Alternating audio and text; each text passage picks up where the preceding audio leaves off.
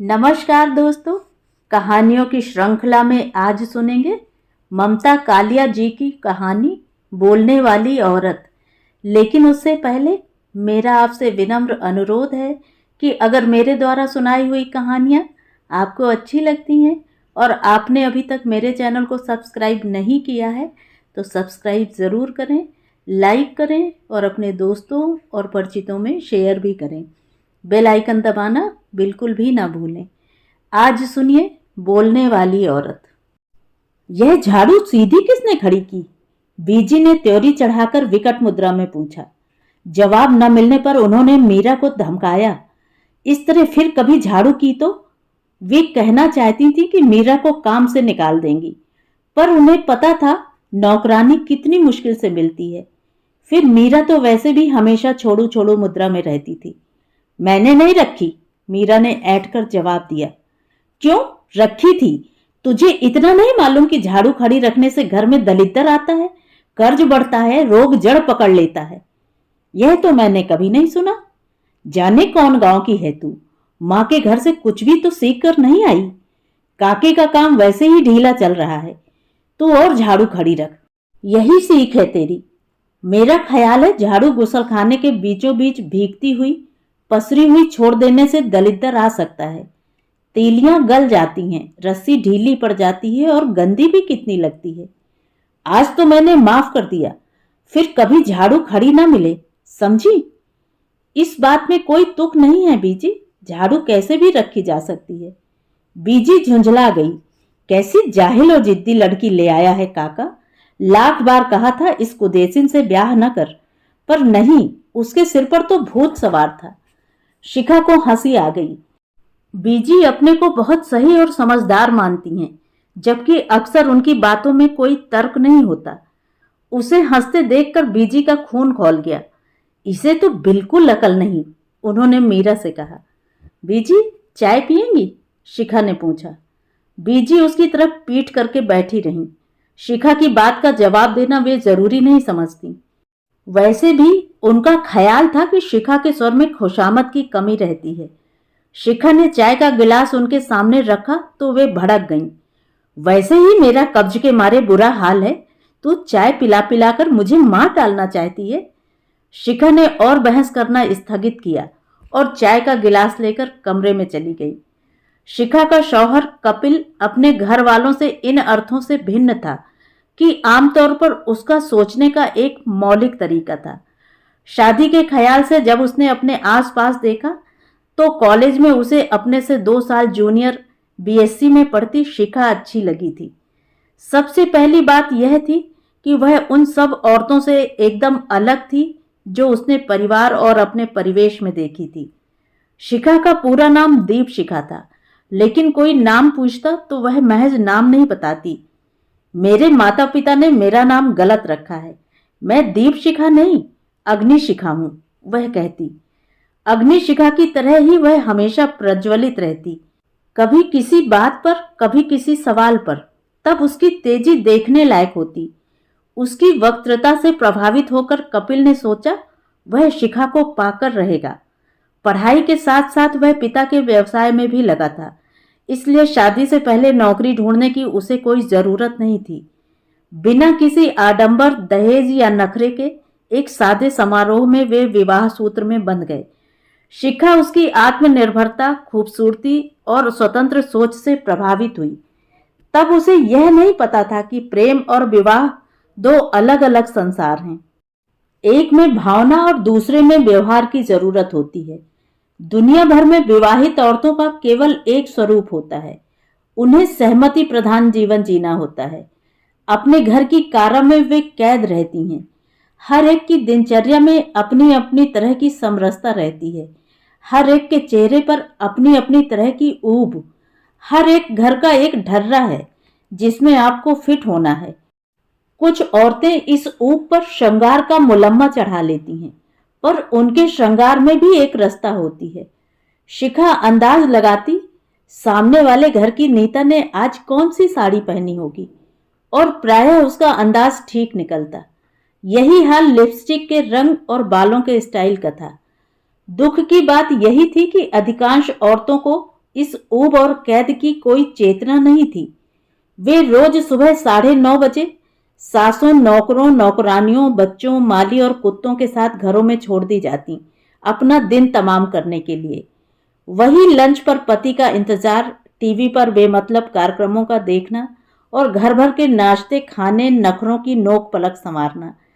चिकनी महिला पत्रिकाओं के पन्ने पलटना, दोपहर को सोना, सजे हुए घर को कुछ और सजाना, सास की जी हुजूरी करना और अंत में रात को एक जड़ नींद में लुढ़क जाना। कपिल के घर आते ही बीजी ने उसके सामने शिकायत दर्ज की।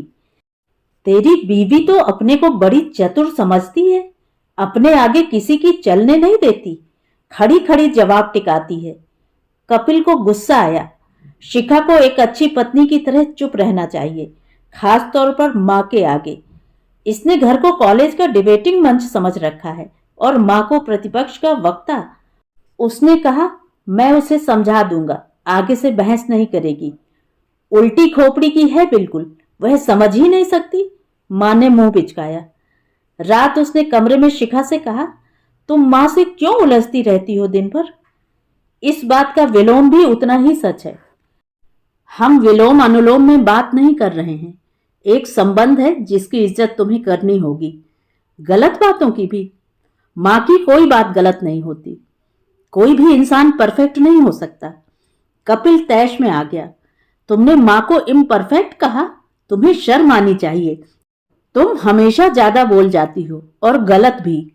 तुम मेरी आवाज बंद करना चाहते हो? मैं एक शांत और सुरुचिपूर्ण जीवन जीना चाहता हूं। शिखा अंदर तक जल गई इस उत्तर से, क्योंकि यह उत्तर 1000 नए प्रश्नों को जन्म दे रहा था। उसने प्रश्नों को होठों के क्लिप से दबाया और सोचा, अब वह बिल्कुल नहीं बोलेगी, यहां तक कि ये सब उसकी आवाज को तरस जाएंगे।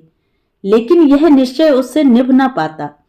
बहुत जल्द कोई ना कोई ऐसा प्रसंग उपस्थित हो जाता कि ज्वालामुखी की तरह फट पड़ती और एक बार फिर बदतमीज और बदजुबान कहलाई जाती।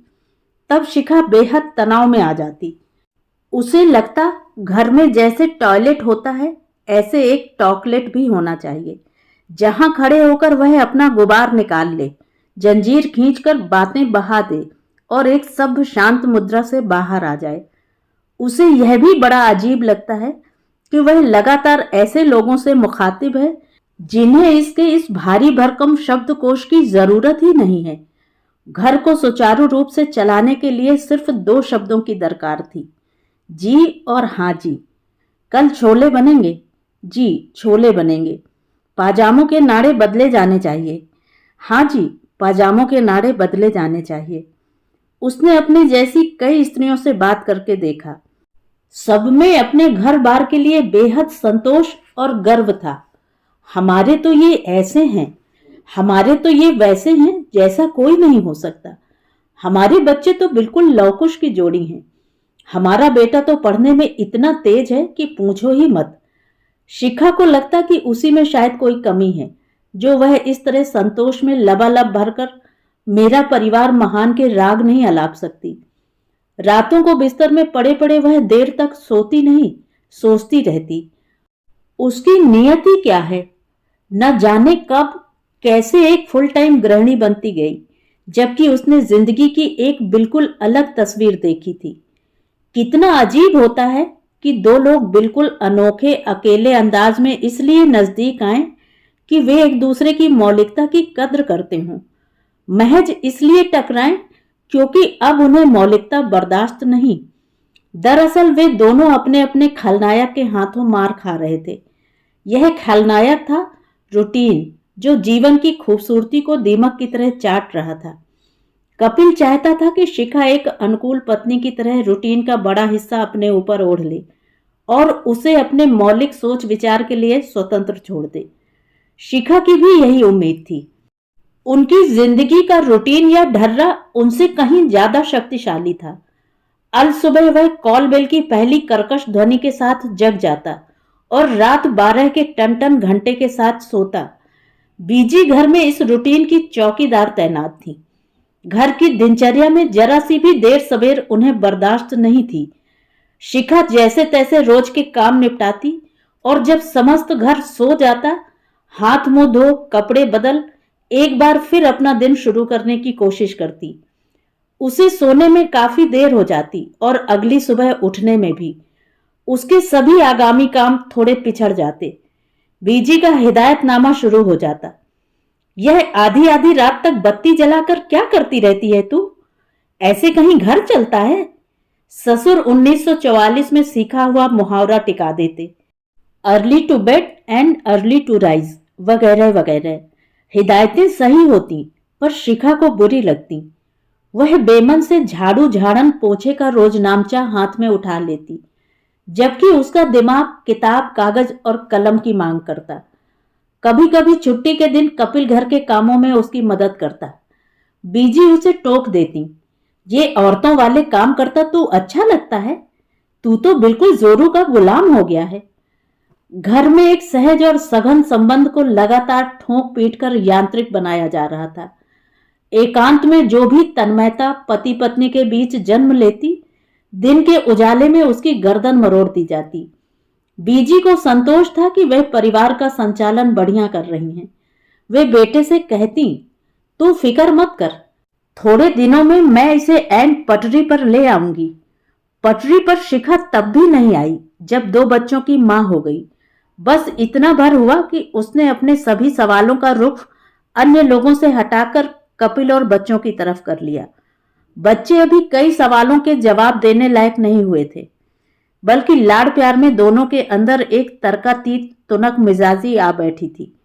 स्कूल से आकर वे दिन भर वीडियो देखते, गाने सुनते, आपस में मारपीट करते और जैसे तैसे अपना होमवर्क पार लगाकर सो जाते।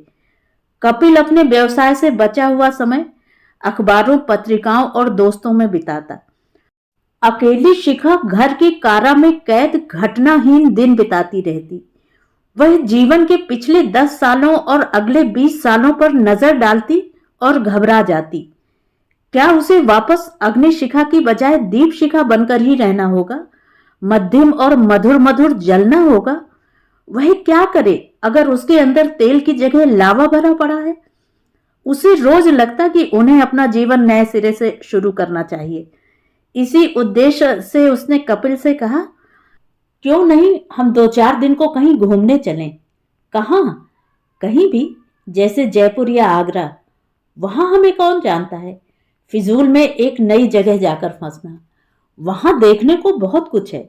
हम घूमेंगे, कुछ नई और नायाब चीजें खरीदेंगे, देखना एकदम फ्रेश हो जाएंगे। ऐसी सब चीजें यहां भी मिलती हैं। सारी दुनिया का दर्शन जब टीवी पर हो जाता है तो वहां जाने में क्या तुक है? तुक के सहारे दिन कब तक बिताएंगे? बच्चों ने इस बात का मजाक बना लिया। कल को तुम कहो कि अंडमान चलो, घूमेंगे। इसका मतलब अब हम कहीं नहीं जाएंगे, यहीं पड़े पड़े एक दिन दरख्त बन जाएंगे।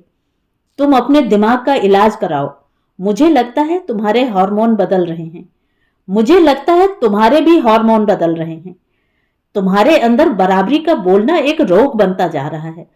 इन उलझुल बातों में क्या रखा है? शिखा याद करती वे प्यार के दिन जब उसकी कोई बात बेतुकी नहीं थी। एक इंसान को प्रेमी की तरह जानना और पति की तरह पाना कितना अलग था। जिसे उसने निराला समझा वही कितना औसत निकला। वह नहीं चाहता जीवन के ढर्रे में कोई नयापन या प्रयोग। उसे एक परंपरा चाहिए जी हुजूरी की। उसे एक गांधारी चाहिए जो जानबूझकर न सिर्फ अंधी हो बल्कि गूंगी और बहरी भी हो। बच्चों ने बात दादी तक पहुंचा दी। बीजी एकदम भड़क गई। अपना काम धंधा छोड़कर काका जयपुर जाएगा। क्यों? बीबी को सैर कराने। एक हम थे, कभी घर से बाहर पैर नहीं रखा। और अब जो आप तीर्थ के बहाने घूमने जाती हैं वह? शिखा से नहीं रहा गया। तीर्थ को तू घूमना कहती है? इतनी खराब जुबान पाई है तूने। कैसे गुजारा होगा तेरी गृहस्थी का? काश गोदरेज कंपनी का कोई ताला होता मुंह पर लगाने वाला, तो ये लोग उसे मेरे मुंह पर जड़कर चाबी सेफ में डाल देते। शिखा ने सोचा, सच ऐसे कब तक चलेगा जीवन? बच्चे शहजादों की तरह बर्ताव करते। नाश्ता करने के बाद जूठी प्लेटें कमरे में ही पड़ी रहती मेज पर। शिखा चिल्लाती, यहां कोई सर्विस रूम नहीं चल रही है। जाओ अपने जूठे बर्तन रसोई में रख कर आओ। नहीं रखेंगे, क्या कर लोगी? बड़ा बेटा हिमाकत से कहता। न चाहते हुए भी शिखा मार बैठती उसे। एक दिन बेटे ने पलटकर उसे मार दिया, हल्के हाथ से नहीं, भरपूर घूंसा मुंह पर। होंठ के अंदर एक तरफ का मांस बिल्कुल चिथड़ा हो गया। शिखा सन्न रह गई। न केवल उसके शब्द बंद हो गए, जबड़ा भी जाम हो गया। बर्तन बेटे ने फिर भी नहीं उठाए। वे दोपहर तक कमरे में पड़े रहे। घर भर में किसी ने बेटे को गलत नहीं कहा। बीजी एक दर्शक की तरह वारदात देखती रही। उन्होंने कहा, हमेशा गलत बात बोलती हो, इसी से दूसरे का खून खौलता है। शुरू से जैसे तूने ट्रेनिंग दी वैसा वह बना है। ये तो बचपन से सिखाने वाली बातें हैं। फिर तू जूठे बर्तन उठा देती तो क्या घिस जाता? उन्हीं के शब्द शिखा के मुंह से निकल आए। अगर ये बर्तन रख देता तो इसका क्या घिस जाता? बदतमीज कहीं की, बड़ों से बात करने की अकल नहीं है, बीजी ने कहा। ससुर ने सारी घटना सुनकर फिर 1944 का एक मुहावरा टिका दिया, as you sow shall you reap. Kapil ने कहा, पहले सिर्फ मुझे सताती थी, अब बच्चों को भी शिकार कर रही हो। शिकार तो मैं हूं, तुम सब शिकारी हो, शिखा कहना चाहती थी, पर जबड़ा एकदम जाम था। होंठ अब तक सूज गया था। शिखा ने पाया, परिवार में परिवार की शर्तों पर रहते रहते न सिर्फ वह अपनी शक्ल खो बैठी है, वरन अभिव्यक्ति भी। उसे लगा वह ठूंस ले अपने मुंह में कपड़ा या सी डाले इसे लोहे के तार से। उसके शरीर से कहीं कोई आवाज ना निकले, बस उसके हाथ पांव परिवार के काम आते रहें। ना निकले इस वक्त मुंह से बोल, लेकिन शब्द उसके अंदर खलबलाते रहेंगे। घर के लोग उसके समस्त रंध्र बंद कर दें, फिर भी ये शब्द अंदर पड़े रहेंगे, खौलते और खदकते। जब मृत्यु के बाद उसकी चीर फाड़ होगी तो ये शब्द निकल भागेंगे शरीर से और जीती जागती इबारत बन जाएंगे। उसके फेफड़ों से, गले की नली से, अतड़ियों से चिपके हुए ये शब्द बाहर आकर तीखे, नुकीले, कटीले, जहरीले, असहमति के अग्रलेख बनकर छा जाएंगे घर भर पर। अगर वह इन्हें लिख दे तो एक बहुत तेज एसिड का आविष्कार हो जाए। फिलहाल उसका मुंह सूजा हुआ है, पर मुंह बंद रखना चुप रहने की शर्त नहीं है। ये शब्द उसकी लड़ाई लड़ते रहेंगे। तो ये थी कहानी। कहानी आपको कैसी लगी? कमेंट करके जरूर बताएं।